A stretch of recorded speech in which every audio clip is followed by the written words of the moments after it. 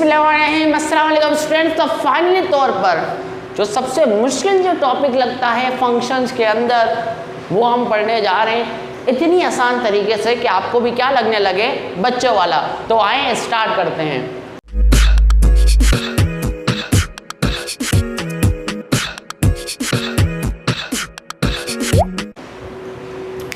Students, जो आज हम टॉपिक पढ़ने वाले हैं वो है हमारे पास टाइप्स ऑफ फंक्शन। इसको हम प्रॉपर्टीज ऑफ फंक्शंस भी कह सकते हैं। अच्छा, अगर मैं इसको इंट्रोडक्शन दूं तो इंट्रोडक्शन कुछ यूँ बनता है कि कोई तीन टाइप्स के हमारे पास फंक्शंस की टाइप्स हैं, एक इंजेक्टिव, सब्जेक्टिव, फिर बाइजेक्टिव। वन बाय वन हम इसको कवर अप करेंगे। तो देखें बच्चों वाला लगने लगेगा। तो देखें मैंने इधर कोई प्रॉपर डेफिनेशन हो इतनी लंबी चौड़ी कि भाई जो आपके ऊपर से ऊपर से जो गुजर जाती है ना वो नहीं पढ़नी। मैंने सिर्फ सिंपल पॉइंट लिखे क्योंकि भाई हमारे कॉन्सेप्ट क्लियर होने चाहिए। इतनी बड़ी डेफिनेशन से हमारा कोई वास्ता नहीं है। हमने क्या कॉन्सेप्ट क्लियर करना है। तो कॉन्सेप्ट क्लियर करने के लिए 2 पॉइंट्स काफ़ी हैं क्योंकि बच्चों वाला लगने हमने बच्चों को डराना नहीं है। तो आए देखें इसको स्टार्ट करते हैं।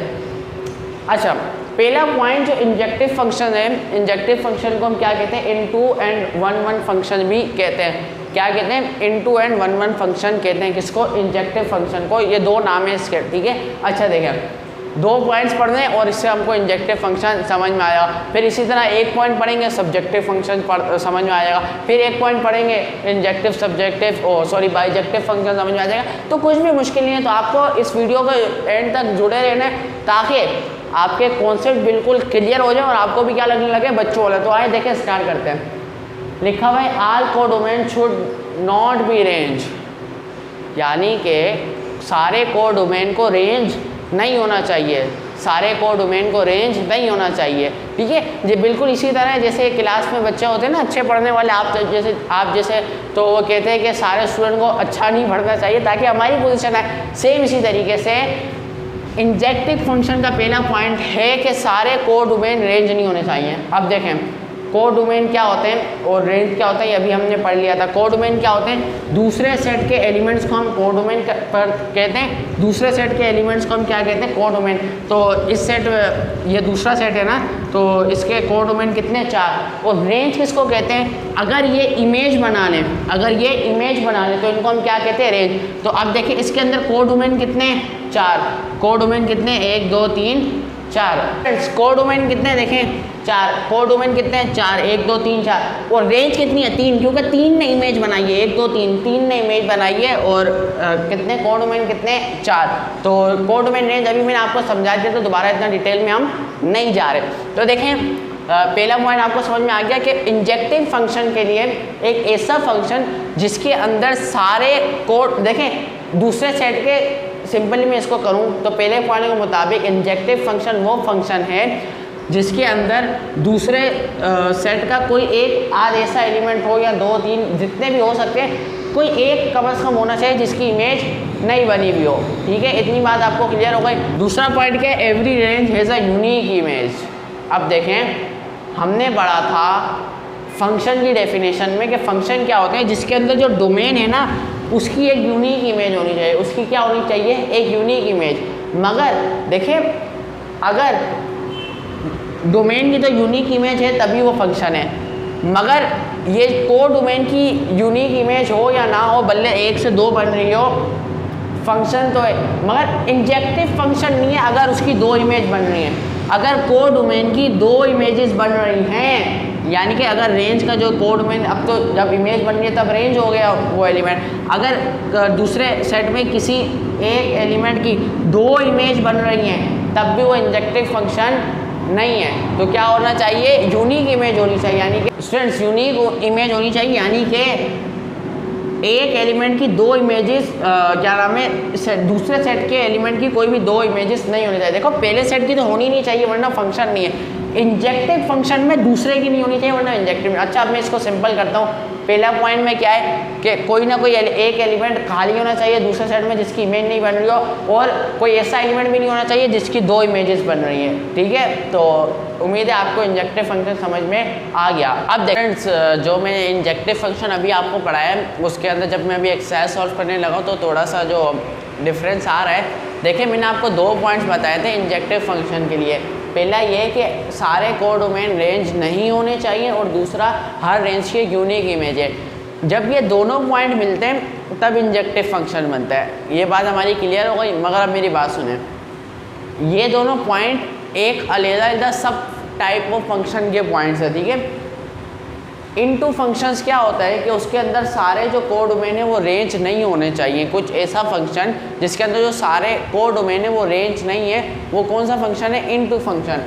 वन फंक्शन क्या होता है? जिसके अंदर सारे रेंज की यूनिक इमेज होनी चाहिए, ठीक है, ये वन फंक्शन होता है। मैंने आपको ये दोनों पॉइंट पढ़ा दिए थे मगर मैंने इसकी टाइप्स नहीं बताई थी आपको, ठीक है। तो दोनों पॉइंट्स के ये टाइप्स हैं और ये जब दोनों मिलते हैं तब इंजेक्टिव फंक्शन बनाने के बहुत इनटू और वन फंक्शन ये दोनों के अलग-अलग टाइप्स के सब पॉइंट थे। तो मेरे से मिस्टेक हो गई बताना, तो मैंने अभी याद आया तो मैंने क्लिप में इसको ऐड कर दूंगा।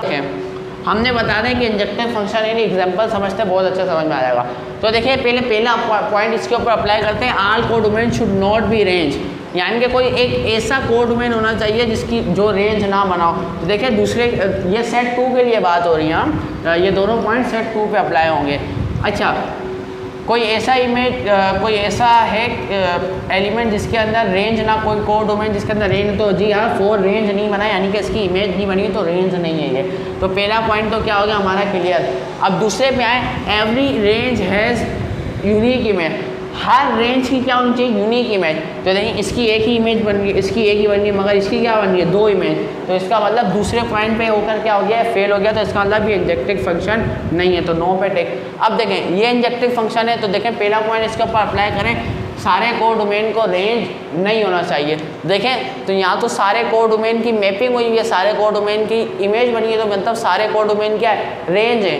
तो इसका मतलब ये तो पहले पॉइंट में फेल हो गया, तो ये भी क्या होगा? नो। तीसरे पे अप्लाई करें, देखें पहला पॉइंट क्या है? All codomain should not be range. देखिए सारे कोडोमेन को रेंज नहीं होना चाहिए, यानी कि कोई ऐसा इमेज एलिमेंट होना चाहिए जिसकी रेंज ना हो। तो इसको मैं ज़रा सिंपल कर दूँ, मैंने थोड़ा सा करेक्ट करके लिख दिया है। अब देखिए इसके ऊपर अगर मैं पहला पॉइंट अप्लाई करूँ तो पहला पॉइंट क्या है? All codomain should not be range, यानी कि सारे कोडोमेन को रेंज नहीं होना चाहिए। ये देखिए इसकी मैपिंग हुई है तो मतलब रेंज है, रेंज है, रेंज है, ये रेंज नहीं है, यानी कि पहले पॉइंट से तो पास हो गया, यानी कि इंजेक्टिव फंक्शन है पहले पॉइंट के लिहाज से, क्योंकि इसके अंदर एक ऐसा कोडोमेन है जो रेंज नहीं बना हुआ। अब दूसरा देखें, every range has unique image, her range की यूनिक इमेज होनी चाहिए, यानी कि एक ही इमेज बननी चाहिए। तो इसकी एक ही बन रही है, इसकी एक ही बन रही है, इसकी एक ही बन रही है, तो इसका मतलब ये इंजेक्टिव फंक्शन है। तो भाई यस, पहली प्रोसेस में यस, ठीक है। तो अब हमें इंजेक्टिव फंक्शन उम्मीद है समझ में आ गया। अब चलते हैं और सब्जेक्टिव फंक्शन के ऊपर। फाइनली तौर पर हम पढ़ने जा रहे हैं सब्जेक्टिव फंक्शन, यानी कि टाइप 2, जिसको हम कहते हैं ऑन टू फंक्शन भी। कोई मुश्किल नहीं है, बच्चों वाले बिल्कुल। देखें all codomain should be range, कोई लंबी चौड़ी डेफिनेशन नहीं, जैसे हमने पढ़ा था कि भाई सारे कोडोमेन को क्या होना चाहिए? रेंज होना चाहिए।